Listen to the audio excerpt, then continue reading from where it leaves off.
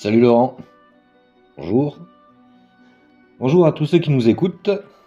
Alors, comment vas-tu? Ça va, merci. C'est bon, t'as ton café, t'as ta clope, on peut commencer? Je t'écoute.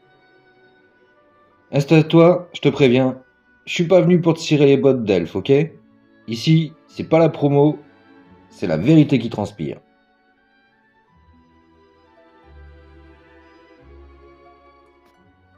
Alors Laurent, pourquoi tu écris? Pour plaire ou pour te venger? Ah, alors, c'est très marrant ça parce que je pense que y a pas vraiment de vengeance dans le fait que j'écris. Euh, pour plaire, je pense qu'on aime tous que ce que l'on fait plaise. Moi, j'aimais quand mes chansons plaisaient. Quand j'écrivais une chanson, j'aimais que ça plaise. Quand je faisais un spectacle, j'aimais que le personnage que j'incarnais plaise. Donc, je pense que c'est pas c'est pas être hautain que de penser que on peut apprécier son travail. Parce que être écrivain, c'est quand même un travail. On investit, on met de soi dans ce qu'on écrit. Donc, je pense que ok, ouais, c'est bon. Question suivante. Ton roman, c'est un rêve d'enfant ou plutôt une crise de la quarantaine? Alors j'écris depuis que je suis tout petit. Vraiment, j'ai commencé à écrire très très jeune, puis j'ai laissé un peu tomber. Et une crise de la quarantaine, c'est peut-être pas faux. Disons que c'est à 40 ans que j'ai vraiment décidé de me lancer, de faire quelque chose d'un peu concret. Et c'était surtout suite à Journal d'un vagabond. En fait, Journal d'un vagabond, ça a vraiment été le premier livre que j'ai publié. Donc du coup, c'est vraiment là que je me suis dit, bah écoute, maintenant que tu as publié Journal d'un vagabond, bah, peut-être que tu peux te lancer sur ce projet de Gayala qui avait déjà 8 ans derrière lui, quoi. Et du coup, puisque tu parles de Gayala, Gayala, c'est Disneyland ou c'est plutôt une zone de guerre? Euh, je pense que c'est un peu des deux. Je pense que c'est un peu des deux parce que quand je travaille sur Gayala, j'adore retrouver mon univers, j'adore m'y promener, j'adore y faire interagir les personnages.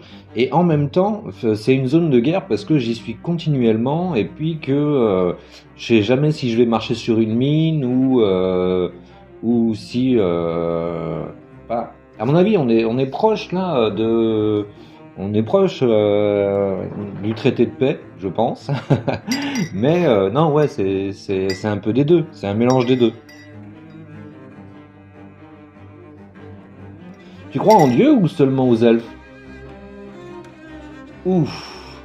Euh, alors, je pense que y a quelque chose euh,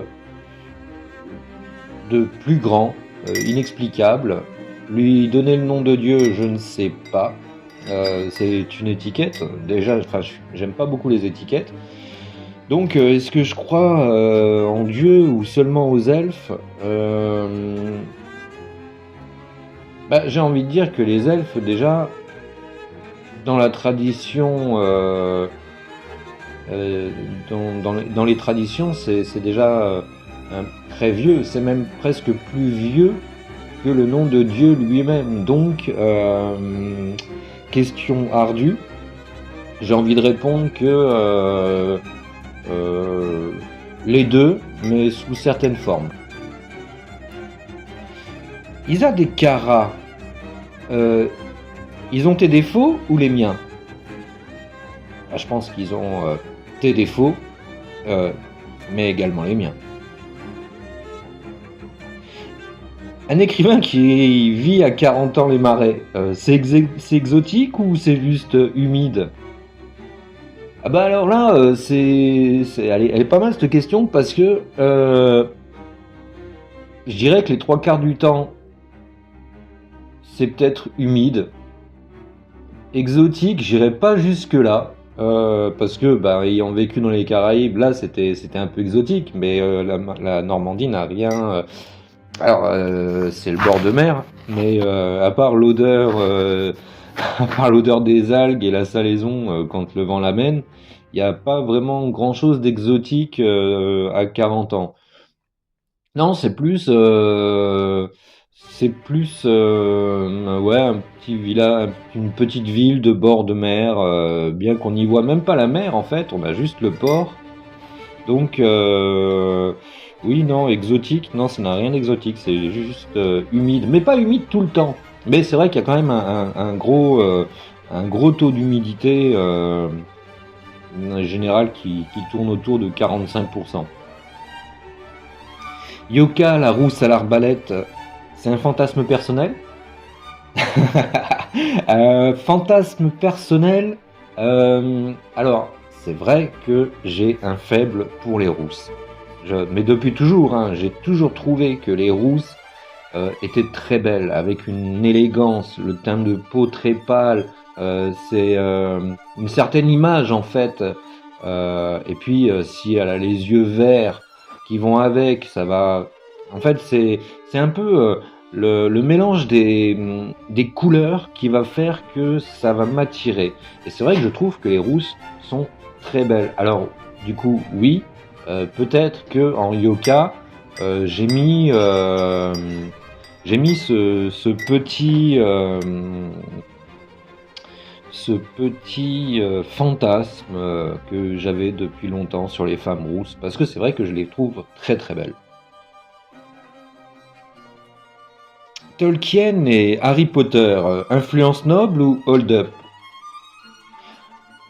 Alors, hold up, je dirais pas ça. Je pense plutôt que c'est une influence, mais au même titre que Martine ou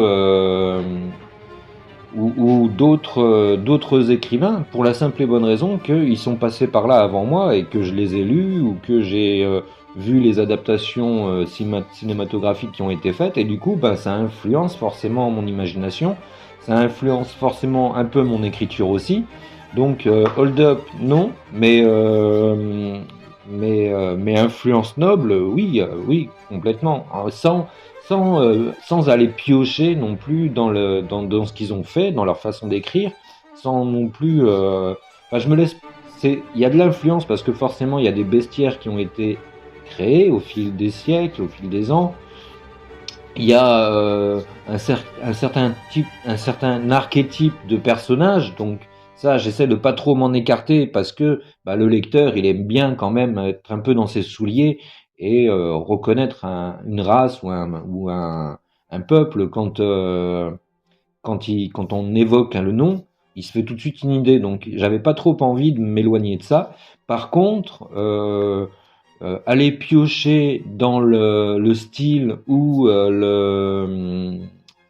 la façon d'écrire ou enfin je pense pas, non, je pense pas que ce soit un hold-up. Avec ton livre, t'as déjà perdu des amis? Non, je suis pas du genre à avoir beaucoup d'amis. La seule amie que j'ai vraiment, elle est à 8500 km de moi. Je crois que à part les premiers essais que je lui avais partagé il y a 8 ans, je ne crois pas qu'elle ait lu Gayala. Donc non, je suis très casanier, je suis beaucoup sur le travail, j'écris beaucoup, je communique avec des gens par internet, mais physiquement des amis, je n'en ai pas, donc non, là de. Après, écrire, c'est beaucoup de sacrifices quand même. Écrire, c'est énormément de sacrifices et faut accepter qu'il y ait des choix à faire dans la vie. Et c'est ou l'écriture ou les personnes qui pensent qu'elles peuvent. Enfin, voilà, parfois il y a des choix à faire. Et, euh, et je pense que écrire, déjà, c'est douloureux. On y met beaucoup de soi. C'est beaucoup de doutes. Le cerveau travaille énormément. Donc si en plus on doit s'encombrer de personnes qui nous demandent de faire un choix entre elles et, et le travail, ben, je trouve qu'en fait, voilà, le choix, il a même pas besoin d'être fait, en fait. Je pense que viscéralement, on le sait.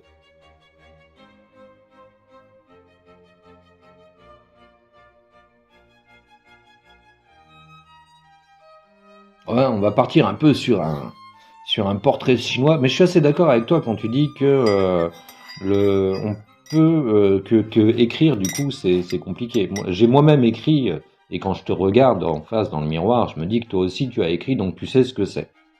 Tout à fait. Donc on va partir maintenant sur un portrait un peu plus chinois, si tu veux bien. Allez, je t'écoute, Laurent, vas-y, lance-toi.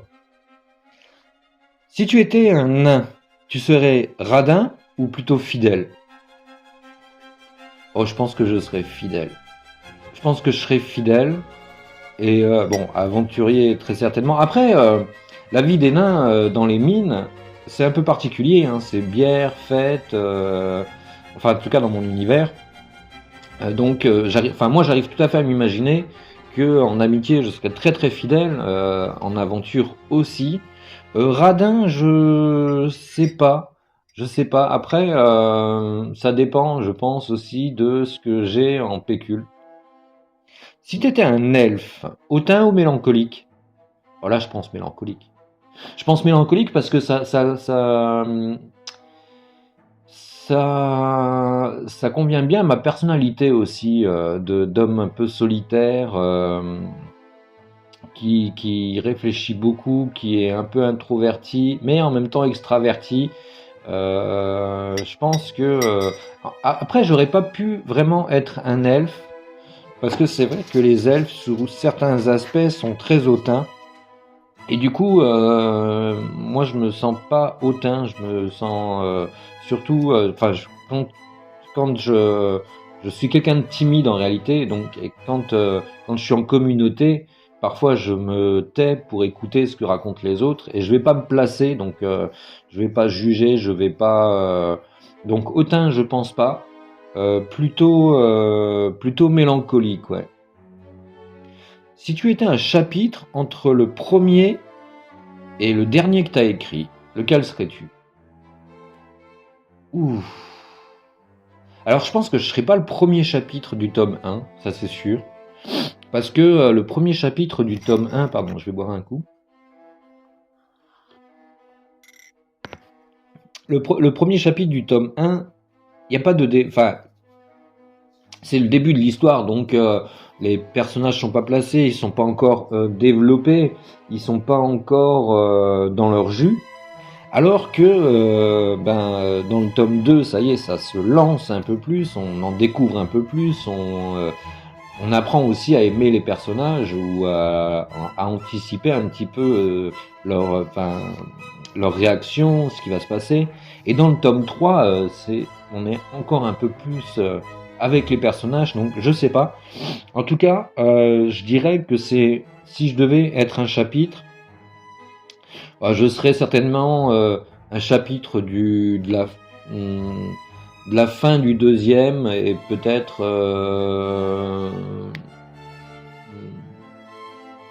de la moitié du troisième. Je sais pas. Franchement, je sais pas. En tout cas, je serais plus un chapitre du deuxième tome et du troisième tome que du premier. Ça, c'est sûr. Pas mal. Pas mal comme réponse. Si tu étais... non. Je vais pas dire ça comme ça, mais plutôt le mot Lindirnae. Pour toi, c'est de la poésie ou un enterrement de luxe? Oh, là, t'en dis beaucoup sur un passage qui est même pas encore sorti. Là, tu spoil un petit peu quand même. Non, c'est de la poésie. C'est de la poésie, clairement. J'ai pas essayé. Euh, J'essaye de donner quand même un peu de poésie dans la fantaisie. Parce que je trouve que les elfes, toutes les races qu'on peut trouver dans la fantaisie, il y a quand même de la poésie. Et puis un lecteur, il n'a pas seulement besoin d'action, il a besoin de romantisme, il a besoin de poésie aussi. Donc je trouvais ça important d'essayer. Et puis je suis comme ça en fait, donc j'y mets ce que je suis. Donc non, poésie. L'écriture.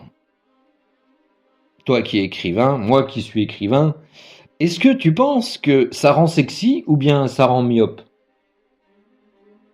Oh, sexy, je sais pas. Alors je sais, et je sais que tu le sais puisqu'on est nous, euh, je sais que les mots peuvent séduire, donc ça peut rendre sexy. Mais l'écriture peut rendre myope parce qu'on est trop figé dans ce qu'on fait, dans notre travail, on est un peu aveuglé par ce qu'on a dans la tête. Donc je dirais un peu des deux. Je pense que ça rend sexy, mais ça rend myope également. Ouais, c'est pas faux ça, c'est pas faux. Tu gagnes combien à l'heure quand tu écris? Oh, alors là, putain, je gagne rien du tout à l'heure. Je gagne rien du tout à l'heure. Euh, à part, euh, à part un mal de dos à force de rester assis pendant des heures, c'est tout ce que je gagne. Non, alors ça se compte pas en heures de travail. Euh, c'est pas à l'heure que je gagne, c'est à la vente de livres puisque je suis en auto-édition. Donc, il faut compter sur, même pas des heures, mais des mois de travail en fait. Je gagne au mois. Disons que pour presque un an de travail, je vais toucher 20 euros de livres vendus. Donc, en fait, c'est dès que je vends un livre, je vais toucher entre 21 et 22 euros. Si c'est moi qui le vends, si c'est Amazon, ça va être beaucoup moins. Et puis en plus, je vais avoir des délais, j'ai 3 mois de délai pour récupérer l'argent. Donc en fait, c'est jamais du direct. C'est pour ça que je préfère toujours vendre mes propres livres tout seul que via quelqu'un.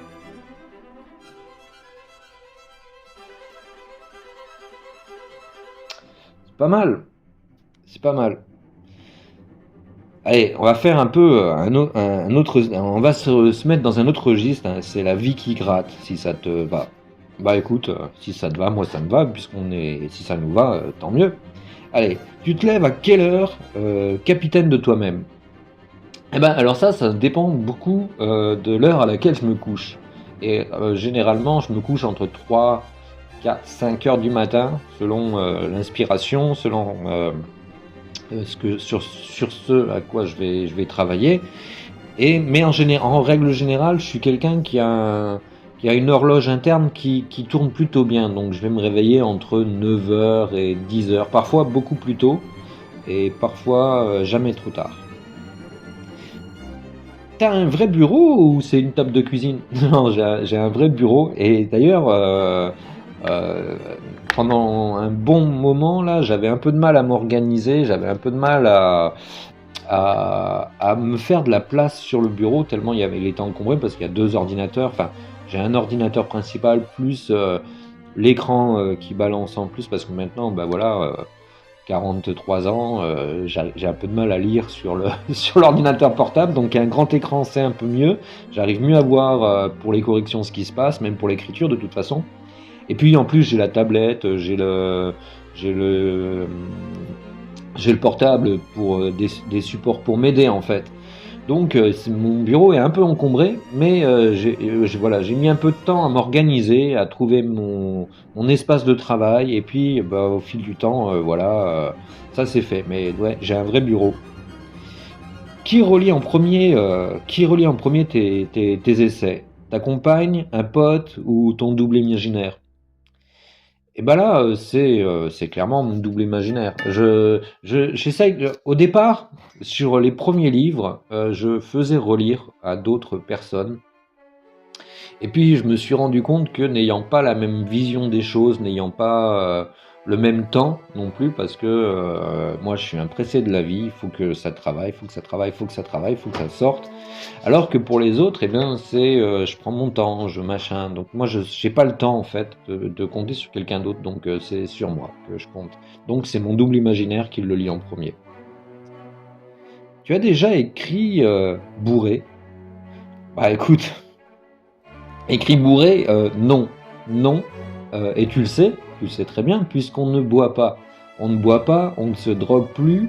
Alors, c'est vrai que le premier tome, je l'avais écrit en fumant beaucoup, mais la dernière réécriture s'est faite, j'étais à jeun, pas de cannabis, pas d'alcool non plus, puisque vraiment je ne bois pas, je n'aime vraiment pas ça, donc non, je n'écris jamais bourré. Une journée sans écrire, tu fais quoi? Tu bêches le jardin? Arrête, arrête, tu retournes le couteau dans la plaie. Tu sais très bien qu'on n'a pas de jardin et que bah ça, non, bah non, du coup, voilà, non, pas de jardin. Non, une journée sans travail. Je vais faire un peu de ménage, un peu comme tout le monde. Je vais, parce que c'est vrai que je profite des jours où vraiment je ne bosse pas pour remettre en ordre bah, tout ce que j'ai pas fait pendant que je travaillais. Donc voilà. Après, petit film, petite série, lecture, un peu de jeu avec la Garta. Et puis, si le temps le permet, s'il fait pas trop froid, s'il pleut pas non plus, eh bien, petite promenade dans les alentours, quoi. Tes parents t'ont dit quoi la première fois? Bravo ou bien tu trouveras un métier? Alors, nos parents, alors mon père n'a jamais vu mon côté artistique. Il n'a pas eu le temps. Je pense que d'ailleurs c'est parfois un regret pour moi qu'il ne puisse pas lire ou entendre mes chansons, mais la vie est faite ainsi. Et quant à ma mère, quand elle a reçu le journal d'un vagabond, je sais qu'elle a pleuré. Elle ne m'a jamais dit quand j'étais musicien, ou alors peut-être une fois, mais c'était vraiment euh, rapidement, enfin dit comme ça à la volée un petit peu. Mais sinon, elle m'a jamais dit quoi que ce soit sur mon travail. Parce que je pense qu'elle sait que c'est un travail. Elle sait que je travaille beaucoup, beaucoup, beaucoup, beaucoup. Donc je pense que elle m'a plus souvent dit, que ce soit dans la musique ou en écriture de mes romans, elle m'a plus souvent dit bravo que va te chercher un métier. Parce qu'elle sait que c'est un métier. Après, j'avoue qu'elle n'est jamais venue me voir quand j'étais clown et qu'elle m'a jamais vu faire un spectacle d'art de rue, par contre. Mais elle m'a lu et elle m'a entendu. Elle est venue me voir en concert quand même.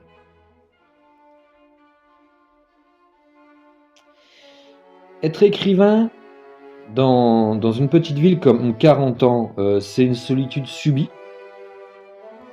Non, c'est une solitude choisie, je crois.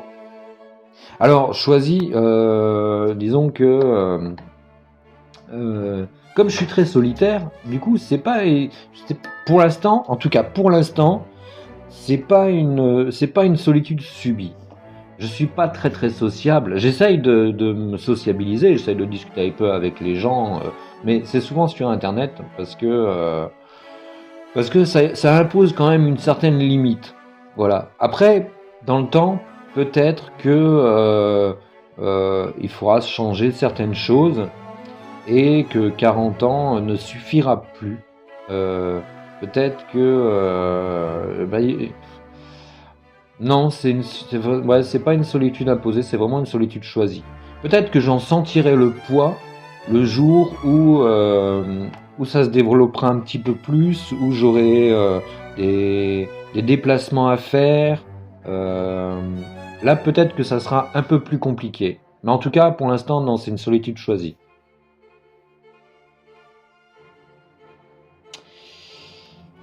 T'as peur de manquer d'argent ou d'histoire?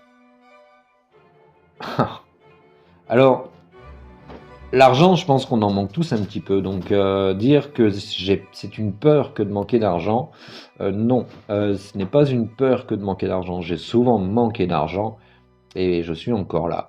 Par contre, manquer d'histoire, ça peut être une angoisse. De faire une page blanche, ça peut être une angoisse. D'ailleurs, combien de fois je viens te voir dans le miroir et que je te parle et que je te dis oh là là, qu'est-ce qui se passe? C'est la dèche. Après, c'est vrai que je me pose souvent la question de et qu'est-ce que je vais écrire après Gayala? Et puis finalement, je me rends compte que des idées, j'en ai plein la tête. J'ai largement de quoi faire et travailler et même si ça n'est plus sur Gayala, j'aurais d'autres idées, d'autres choses à mettre sur le papier, je pense.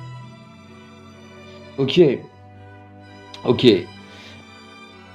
Alors, je rappelle à l'auditeur que Laurent n'est pas qu'un auteur, hein. C'est un type qui fait ses courses comme tout le monde, qui a une famille et qui doute, n'est-ce pas? Bah oui, tout à fait, hein. Alors, l'œuvre sur le grill. Allez, on lance ça. C'est parti, vas-y. Le tome 3, il est en retard, comme la SNCF? Non, non, il est fini d'être écrit. Alors, je suis sur la correction du deuxième, et qui sortira là d'ici quelques mois. Et après, je m'attaque tout de suite à la correction du troisième, et puis à l'écriture du quatrième. Mais non, non, il est dans les temps, il est carrément dans les temps. Blanfresne, cité elfique ou maison de retraite pour tes espoirs? Non, cité elfique. Vraiment cité elfique. Alador, semi-elfe en noir, t'aimes les garçons sombres? Alors, ouais, non. Bah, et tu sais que mon premier concert en groupe, j'étais habillé en noir. Je trouve que le noir, c'est un truc de classe. C'est un truc. Et puis, quand t'es quelqu'un qui doit te dissimuler dans l'ombre, il vaut mieux être habillé en noir que bariolé comme un clown, quoi. Donc, non, je pense que c'est un habit technique, le noir. C'est classe, c'est intemporel, et puis c'est discret. Bombin et sa barbe à perles, tu connais un mec comme ça dans la vraie vie? Bah écoute, avant que je me brûle la barbe hier, bah il y avait moi. Et puis je suis tellement maladroit que voilà, j'ai fait brûler ma barbe, donc j'ai plus de barbe. Mais ouais, bah alors je mettais pas de perles dedans, mais elle commençait quand même à avoir une bonne longueur et j'étais assez fier d'elle. Mais bon, voilà. Non, puis le nain à barbe, c'est quand même un truc. Je sais pas, dans l'imaginaire collectif, on s'imagine pas un nain de la fantaisie sans barbe en fait. Ouais, c'est pas faux. C'est vrai que c'est un peu atypique du nain, quoi. Ouais, ouais. Puis même les naines, les femmes nains dans les mines, elles ont la barbe ou pas la moustache, mais en tout cas, elles ont le visage poilu. Dans l'univers collectif, dans l'imagination collective, ça se passe un peu comme ça.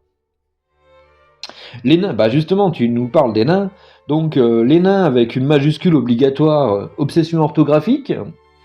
Bah non, mais alors oui, peut-être un petit peu, parce que mais c'est pas que pour les nains, que ça soit pour moi, c'est que ça soit les centaures, les elfes, les gobelins, les trolls, ce sont des races. Et pour moi, humain, ça prend une lettre majuscule. On est des humains. Ce sont des trolls. Le troll prend un T majuscule. Ce sont des elfes. L'elfe prend un E majuscule. Voilà. Alors c'est pas une obsession d'écriture. Hein, c'est vraiment une façon de montrer aussi que ils ont de l'importance dans un monde de création. C'est une race, quoi. Et ta guerre entre magiciens, c'est ton regard sur le monde actuel? Alors ouais, peut-être, mais pas que. C'est peut-être aussi le combat intérieur du bien contre le mal, parce que de toute façon, le mal n'existe pas s'il n'y a pas de bien, et le bien n'existe pas s'il n'y a pas de mal. Donc effectivement, c'est peut-être un reflet complètement pas voulu, hein, mais c'est peut-être un reflet de notre époque. Mais en même temps, il y a eu des guerres à toutes les époques, donc je pense que chaque écrivain écrit un petit peu l'environnement dans lequel il baigne. Donc nous, on est souvent sous la menace de guerre, de machin, de trucs. Donc ouais, je pense que ça influence un petit peu quand même l'écriture.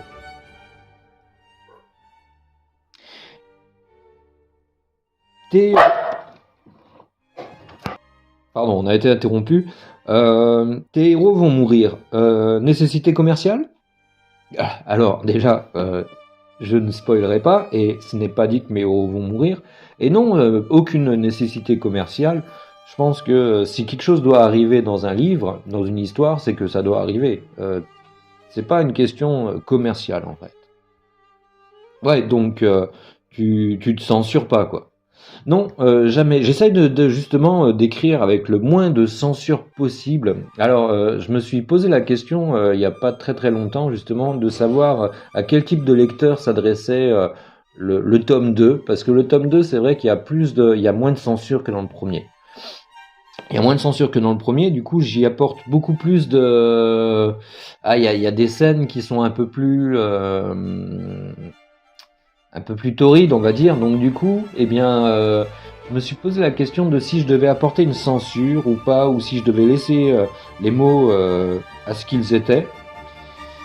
Et puis je me suis dit, mais on a assez de censure, on a assez de j'ai pas le droit de dire, j'ai pas le droit de machin. Donc non, pas de censure. Mais par contre, tourner, je fais quand même attention à comment je tourne mes phrases. Et du coup, tu veux être édité ou continuer à être libre comme tu le fais là? Bah, ça c'est pareil, c'est une question que je me pose beaucoup. Je pense que la liberté est importante, surtout vu les conditions de contrat qu'on propose aux écrivains, qui sont pas toujours hyper justes.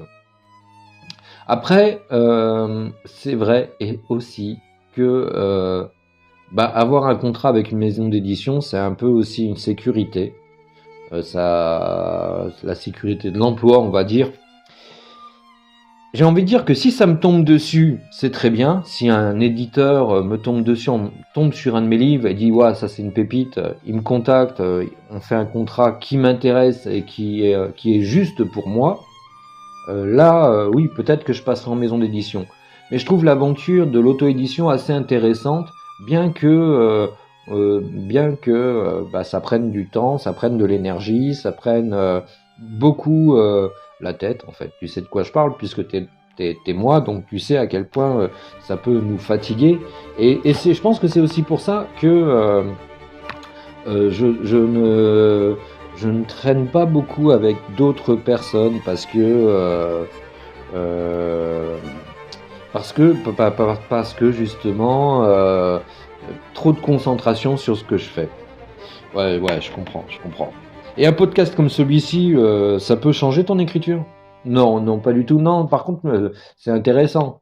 C'est une expérience intéressante. C'est parfait. Alors Laurent, dis-moi les dernières questions. T'es heureux? Ouais, je pense qu'on est heureux. Enfin, je sais pas pour toi, mais je sais pas ce que t'en penses, mais moi je me sens plutôt heureux et chanceux Alors on peut pas être heureux tous les jours, et puis c'est quoi être heureux? Mais non, ouais, franchement, je pense qu'on a connu pire tous les deux. On a connu pire, et qu'on relativise vachement sur la vie. Ouais, c'est pas faux que on relativise pas mal. Alors ensuite, tu as plus de peur t'as plus peur du néant ou du prochain chapitre? En termes d'écriture, je pense que euh, non, c'est plus ouais la page blanche. La page blanche elle peut être un peu une angoisse, mais non, j'ai pas peur du prochain chapitre. Au contraire, j'ai hâte de commencer à l'écrire. Mais chaque chose en son temps, je pense. Tu te souhaites quoi? Un prix ou la paix? Non, la paix, clairement. Clairement la paix. Non, le prix, c'est quand même une reconnaissance. Ça prouve que c'est le jugement des autres, le prix en fait. Ils ont jugé ton travail et soit ils te donnent un prix, soit non. Donc non, pas le prix, mais par contre la paix, ouais, la paix intérieure, la paix autour de moi, la paix aux autres et voilà. Ouais, euh, ouais, plus la paix. Ok, alors quelle question je t'ai pas posé, espèce de connard bien aimé? Euh, je pense qu'on a fait le tour, hein, je pense que si t'avais préparé tes fiches, t'as fait le tour de tout ce que t'avais à dire, hein. Ok, c'est pas faux, c'est vrai. Donc, mesdames et messieurs, eh ben, c'était Laurent Dins qui interviewait Laurent Dins. Ouais, et c'est la première fois que ça se fait. Et effectivement, on l'avait pas encore fait. Après, ça sera peut-être à refaire pour le tome 2, quand tu sortiras le tome 2, ou quand tu sortiras le tome 3, ou quand tu feras autre chose. Ouais, c'est pas faux. Bah écoute, je serais content de revenir. On se recale ça dès qu'il y a autre chose. Et puis de toute façon, nous, on se voit tous les jours, on est tout le temps ensemble. Donc voilà. Un dernier petit mot pour nos auditeurs. Un petit mot, profitez de la vie, écrivez, chantez, dansez, faites ce que vous aimez, faites ce pourquoi vous êtes doué, ne lâchez pas, accrochez-vous. C'est difficile, mais vous allez y arriver. Vous allez y arriver. Et nous, on va y arriver aussi. On se fait plein de choses, mais ne lâchez rien. Profitez de ce début d'année pour vous lancer dans ce que vous avez réellement envie de faire. Et je pense que voilà, ça sera le petit mot de la fin, quoi. Merci Laurent, j'ai été ravi de te recevoir dans ce podcast. Merci à toi pour Laurent de m'avoir invité. Et puis je vous souhaite une très bonne journée, une très belle semaine et je vous dis à très vite pour un nouveau podcast sur la chaîne Laurent Dins.